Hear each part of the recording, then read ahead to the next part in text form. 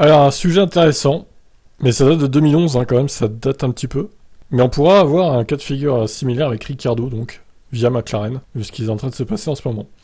Donc Raikkonen, Prost, il y a aussi Mansell, donc, top des pilotes de F1 payés à ne rien faire.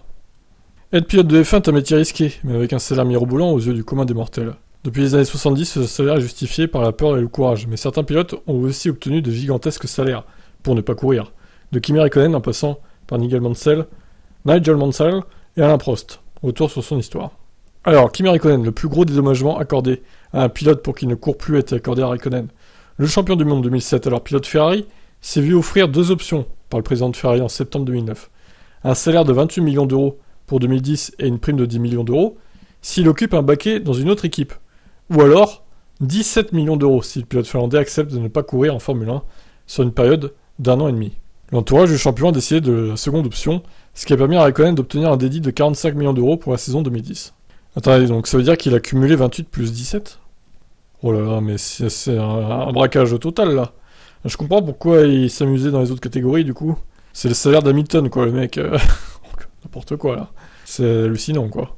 Le second pilote à obtenir un salaire important d'une équipe qui ne courait pas était Nigel Mansell. Lors de la disparition tragique d'Ayrton Senna le 1er mai 1994, la Formule 1 perd une figure importante. À l'époque, Prost prend sa retraite. Mansell est aux États-Unis pour des courses sur ovale et Nelson Piquet est déjà au Brésil pour refaire sa vie. Pas une grande perte. Bernie Ecclestone, détenteur des droits commerciaux de la F1, décide de convaincre Mansell de revenir pour quelques courses. À 42 ans, le moustachu anglais revient donc pour seulement 4 Grands Prix. En 1994, pour la modique somme de $1 million Grand Prix. Un record pour l'époque. Il prend la place de Senna chez Williams et obtient même de l'équipe anglaise un accord pour 1995, sur la même base financière. La victoire de Mansell lors de l'ultime course du championnat 1994 ne sert à rien. En forme physiquement, le champion du monde de 92 signe malgré tout un contrat avec McLaren en 1995 pour $10 millions, tout en touchant $1 million par Grand Prix de Williams la même année. Finalement, Mansell ne peut honorer son contrat McLaren, et doit même rembourser 50% de son salaire. Mais avec son salaire entre guillemets de Williams, il touchera un total de $22 millions de deux équipes en 1995, en n'ayant couru que 2 courses. Non mais c'est hallucinant, vraiment. Et enfin Alain Prost, le premier pilote à toucher un salaire pour rester chez lui était Alain Prost. Nous sommes lors du Grand Prix du Japon 91. Le Français, après la course, indique à la presse tricolore que sa voiture est un camion. Scandale chez Ferrari. Alors l'équipe qui l'embauche est licenciée. Et le licencie donc quelques temps plus tard en grande pompe.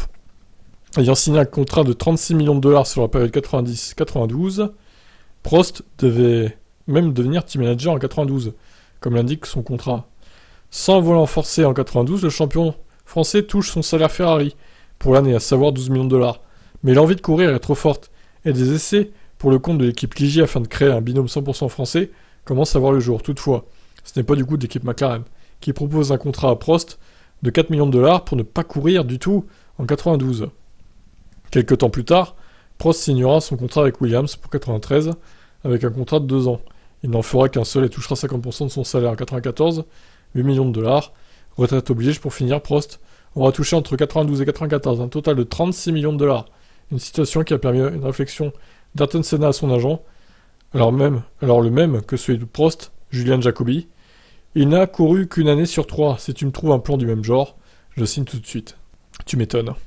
Oh, incroyable ces histoires-là. Et donc, Ricciardo, bah écoutez, là il réclame 21 millions de McLaren.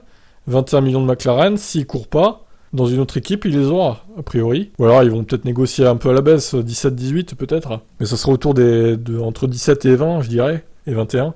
Après, bon, par contre, s'il trouve refuge chez Alpine, du coup, apparemment, le salaire sera un peu déduit de ce que McLaren lui doit, d'après ce que j'ai compris. Donc ça sera un peu moins, mais bon, il va se faire un bon billet quand même, hein, Ricciardo, avec tout ce bordel là. Mais Raikkonen, je suis choqué du braquage, hein, quand même, c'est incroyable. Ouais, en fait, il voulait virer Raikkonen parce que il voulait mettre Alonso à sa place. Voilà pour ces histoires rocambolesques de finance et de Formule 1. Ciao, ciao.